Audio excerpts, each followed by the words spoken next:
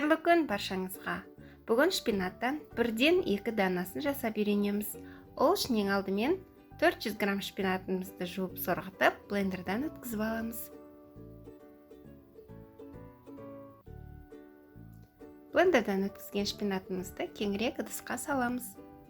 6 жұмыртқаны ақ уызынан сарысын ажыратып, сарысын бірден шпинатымызға саламыз.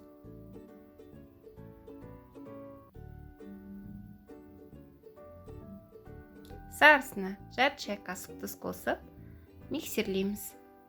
Толық аппақ болып көтерілгенше, шпинатымызға жұмыртқаның сарысын жақсылап араластырып, оған 100 грамм ұнымызды қосып, бәрін жақсылап бір келкі масса болғанша араластырамыз.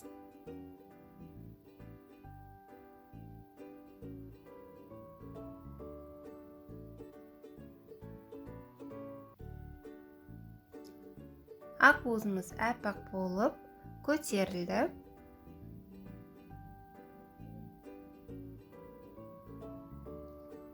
Кеңірек ыдысқа шпинатты салдым, себебі ақ уызды қосып араластыратын болсам, сыймайтын сияқты.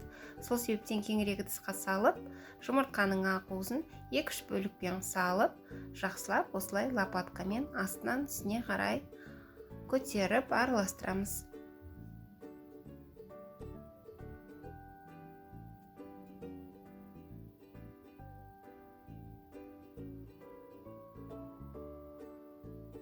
Жақсылап араластырып алған соң, противеньға пергамент қағазын төсеп, жартысын салып, бір тегіс қылып, тік төртбұрыш қылып жайып шығамыз. Сіздерде многоразовый тефлоновый болмаса, пергамент қағазы осы Поклан фирмасыныкін пайдаланыңыздар, сол кезде жабыспай әдемі болып шығады. Екіншісін пергамент қағазына салып көрсетем. Қалған жартысын да түсіріп, бір тегіс қылып, тік төртбұрыш қылып жайып аламыз.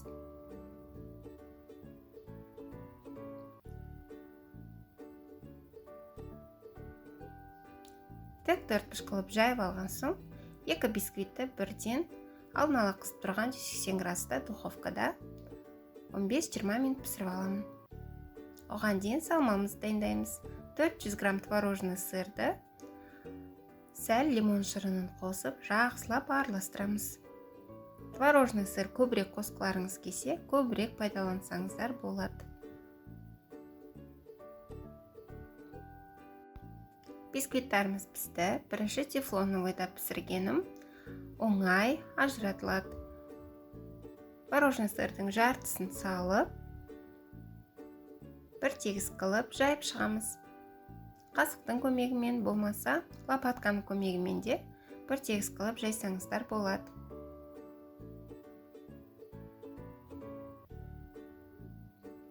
Екі 300 граммдай қызыл балығымызды салып, осылай нығыздап ораймыз.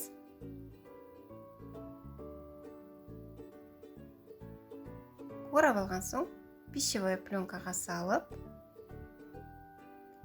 шофын астына қаратып, екі жағын бекітіп, тоңазытқышқа, яғни холодильникке 4 сағатқа немесе 1 түнге қойып қоямыз.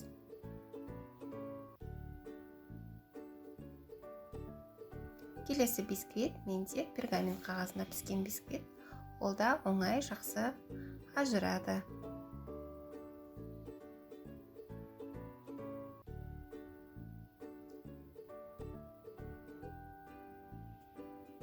Қалған творожный сырымыздың жартысын салып, бір тегіс қылып жайып шығамыз.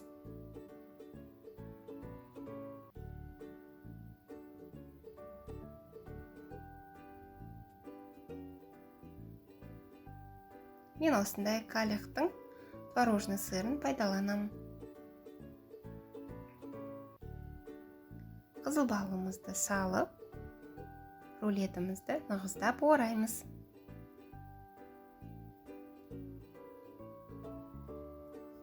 Бұл рулетті де пищевая пленкаға салып, жақсылап орап, шофын астына қаратып, екі жағын бекітіп, тоңазытқышқа 3-4 сағатқа немесе 1 түнге қойып қоямыз. Салқын күйінде рулет оңай әдемі туралады. Ас болсын.